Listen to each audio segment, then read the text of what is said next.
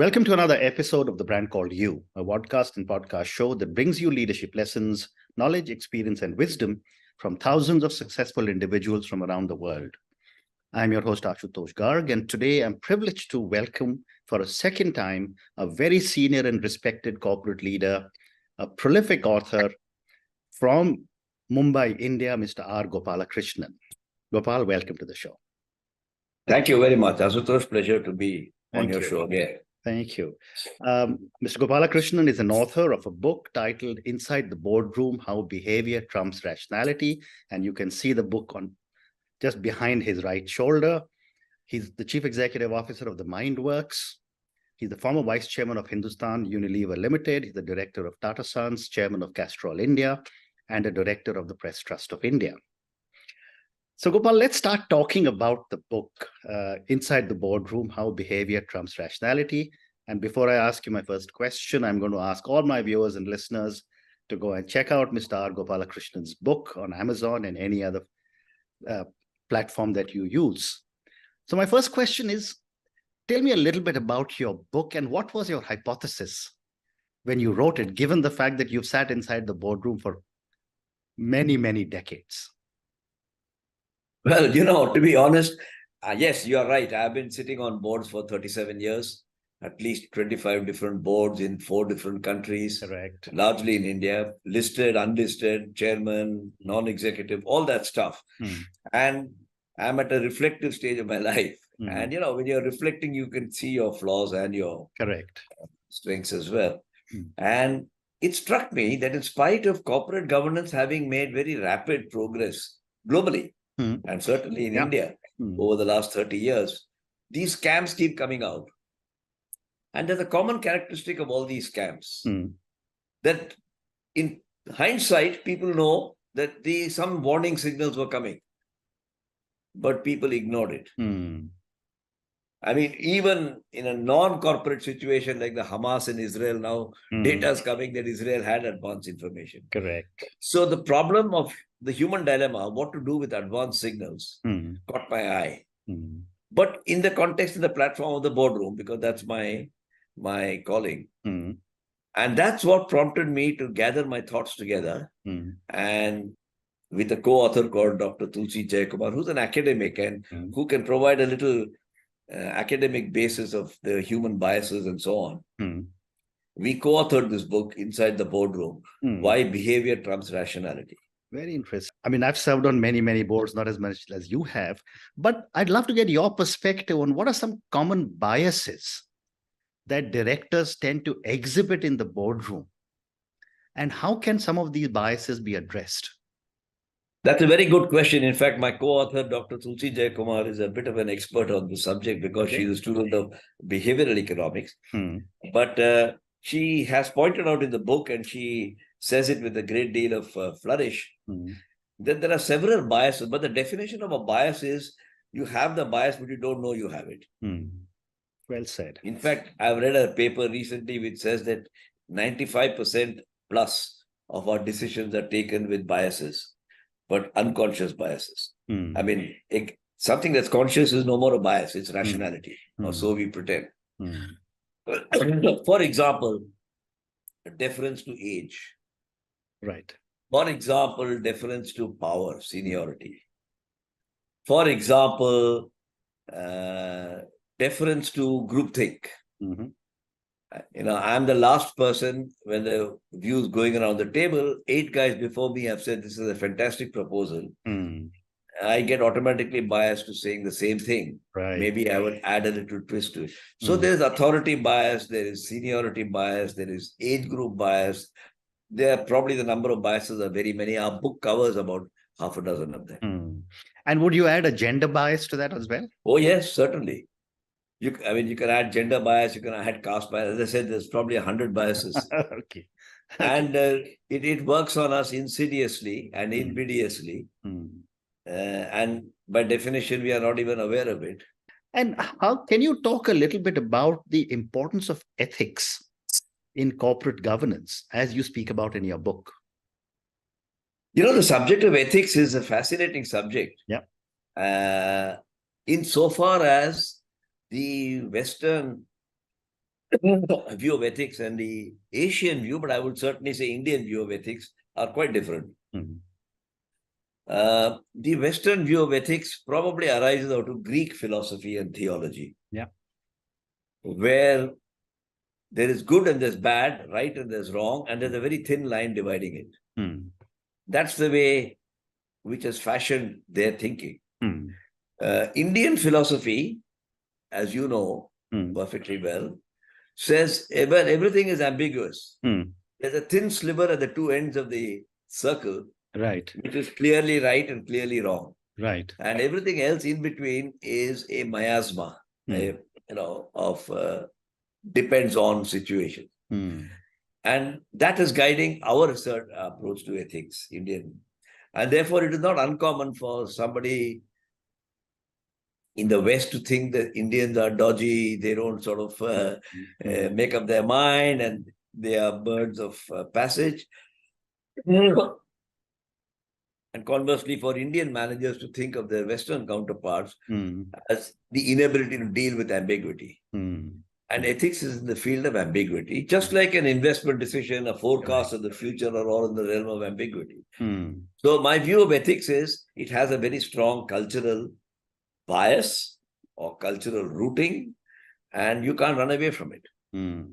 Great response. Thank you. What are some of the governance challenges a lot of startup entrepreneurs face? I really think I wrote 2 or 3 books with startups in my mind. One is a book called The Biology of Innovations. Another one I think is called Wisdom for Startups from Grown-ups. And my view is that startups, I'm making a general statement, there are exceptions always, work on a few sort of popular hypotheses. That is the idea that matters, and the execution will follow. Right. The truth is that in my biology of innovations, an idea is like a fetus in the womb. And to declare that that fetus will get the Nobel Prize after 50 years is a bit dumb. Absolutely. Right? There's a hell of a lot of things to happen before that fetus becomes an infant becomes a child, the child becomes an adolescent, and so on and so forth. Yeah. And that's where governance comes in. Creativity without discipline is hopeless. Discipline without creativity is equally hopeless. You must have creativity and discipline. Well said. Well said. All that you can do is to say, does the creativity form the outer layer of the emulsion? You're also an engineer, isn't it, of yesteryear? No, I'm not an engineer. But, if you look at butter and mayonnaise, they're 2 different products. Butter is an emulsion of water, which is inside, and fat, which is outside. Correct. Or oil. Mayonnaise is an emulsion where the water is outside and the butter is inside, the oil is inside. So they're both emulsions structurally. But you would not use butter in the place of mayonnaise or the other way around. Because they work differently. So I always say Western music, when you go to an opera or an orchestra, its outer layer is discipline. The inner layer is creativity. Correct. Go to an Indian classical music, the outer layer is informality and creativity. The inner layer is discipline. Correct. Technology is impacting artificial intelligence, but the key value that a director adds on a board is not a functional background like being a top-class accountant or lawyer. If he is, that's fine. That's not a disqualification. Yeah. But according to me, it's not a qualification. The true qualification of being appointed as a director, which is not a sinecure job for retired executives and bureaucrats, which unfortunately is the way it sometimes comes, is have they demonstrated ability to apply their judgment. Judgment, by definition, is the capacity to think through in ambiguity with a certain amount of certitude. That is judgment. Well said. Which is, how can directors remain accountable to shareholders while making critical decisions? Well, first of all, directors have to, one of the thrusts of our book is that directors are hired for judgment, not for sinecure jobs. Absolutely. The second thing that we have said in our book is that you are accountable to a number of people of whom the shareholder is only one. In fact, I would go one step further and say shareholder comes third or fourth. Community and so on come before that. But we won't get into that. That's a sidetrack. And Darbari Seth, who used to be the chairman of Tata Chemicals, used to tell me, he said, we ask only 3 questions. Is it good for India? Is it good for Tata Group? Is this decision good for Tata Chemicals? If you get a tick in that sequence, and if you get a tick on all the 3, then we explored the project with more aggression. And in fact, he had this put up in Mithapur in Tata Chemicals. There is something called a dream room, where it's like an archival place. Darbari says this statement has been put up. And that's how directors, you see, managements, you've been a manager, I've been a manager. We are paid our salary to be efficient.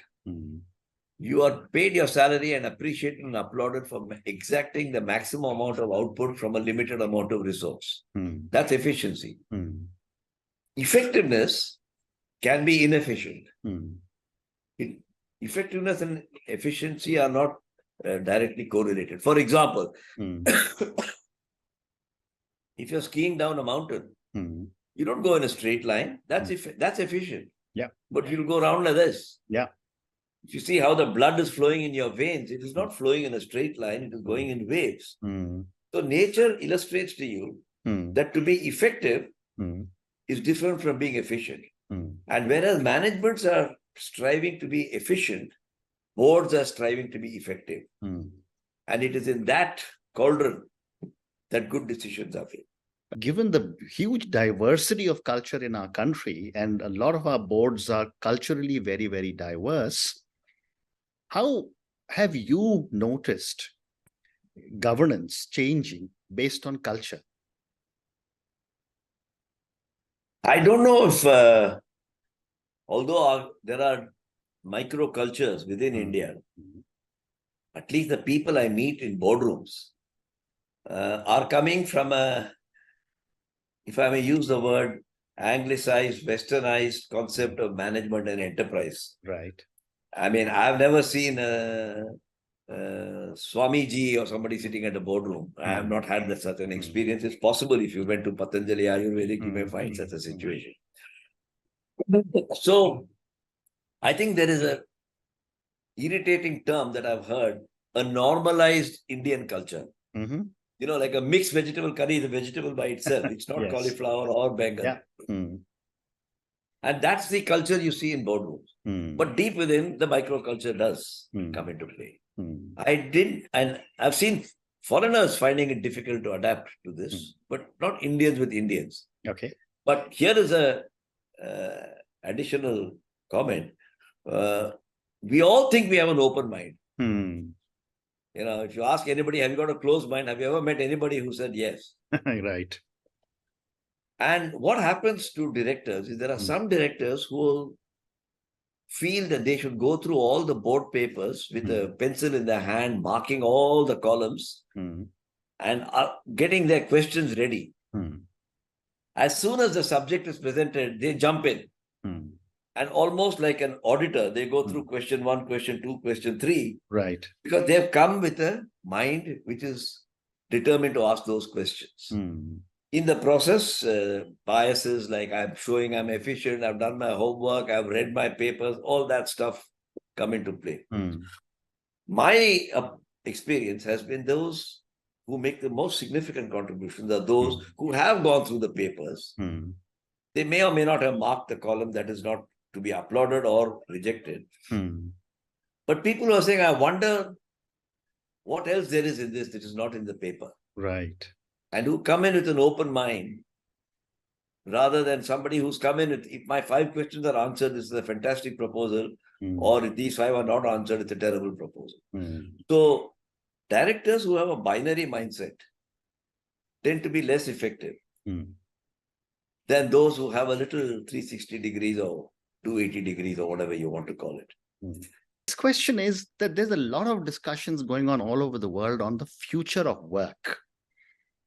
My question is, how do you see the future of corporate governance evolving in the light of so many behavioral insights that you've shared, and the fact that, there are so many different types of work on hybrid and so on and so forth?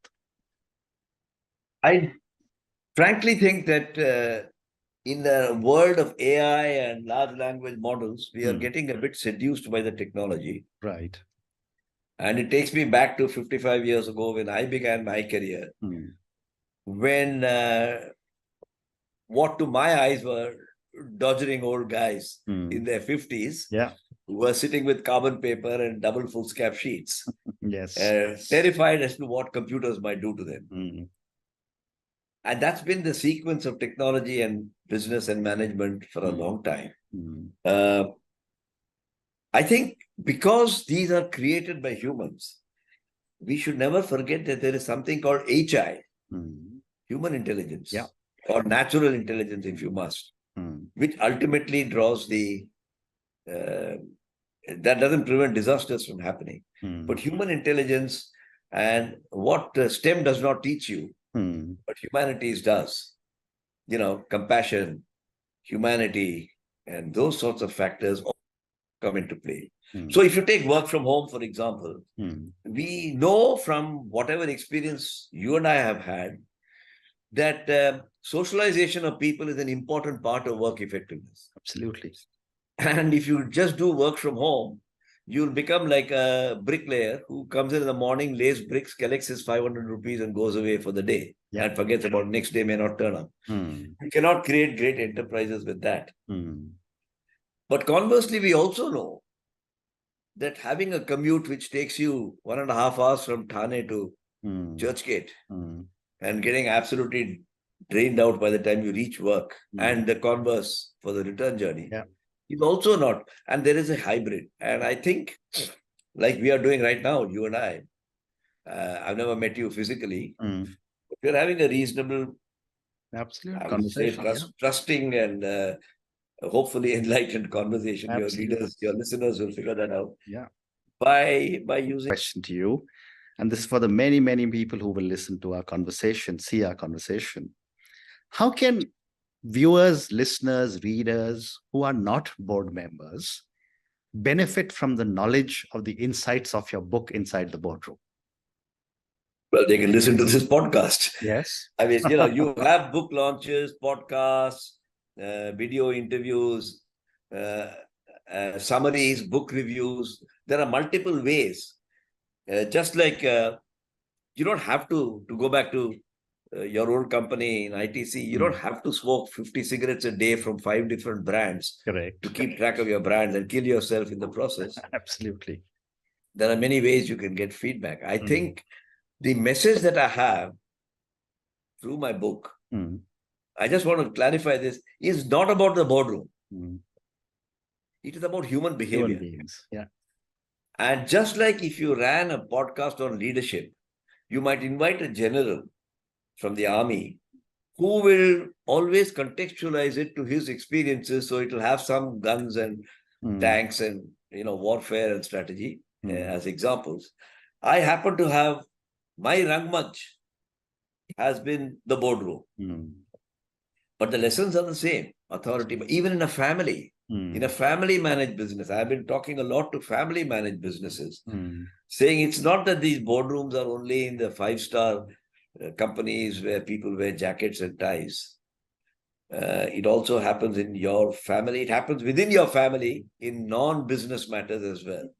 So the lessons that we have here to look, when a mother is raising a child, she is doing exactly that, looking for prodromal signals. If the child is an adolescent and suddenly behaves in an aberrant way, marks are coming down or whatever, I think the mother does something about it. She doesn't ignore it.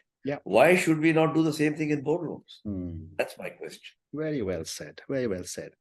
And on that note, Gopal, and your incredible insights from your book on boardrooms, on governance, and about human beings, as you said very correctly. Thank you so much for speaking to me and sharing all these insights with me for my viewers and listeners. Thank you again and good luck. Thank you, Ashutosh. Always a pleasure to share thoughts with you and through you with your viewers. Take care. Bye-bye. Bye-bye.